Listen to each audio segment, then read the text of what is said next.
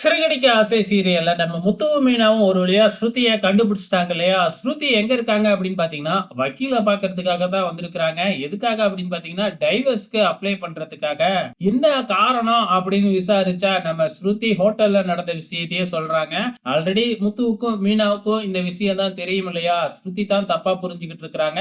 அதுக்கப்புறம் வந்து நீங்க என்ன நடந்துச்சுன்னு கேட்காம நீங்க பாட்டுக்கு கோவப்பட்டுட்டு வந்துட்டா, என்ன உண்மைன்னு தெரியாதுல்ல அப்படின்னு சொல்லிட்டு, அதுக்கப்புறம் வந்து பார்த்தீங்கன்னா, அந்த பொண்ணுக்கு அடிபட்ட விஷயத்த எல்லாமே வந்து நம்ம முத்துவும், மீனாவும் சேர்ந்து ஸ்ருதி கிட்ட சொல்றாங்க. அப்பதான் ஸ்ருதிக்கே வந்து பார்த்தீங்கன்னா, கொஞ்சம் தெளிவு கிடைக்குது. அதுக்கப்புறம் கிளம்பி போறாங்க. போற வழியில காஸ்டியூம் டிசைனர் கிட்ட ட்ரெஸ் போட்டுக்கிட்டு போயிடலாம் அப்படிங்கிற மாதிரி ஸ்ருதி சொல்றாங்க. ஆனா அதுக்குள்ள இங்க ஸ்ருதியோட அம்மாவும், அப்பாவும் நம்ம ரவிய கூப்பிட்டு ஒரு வழி பண்ணிடுறாங்க.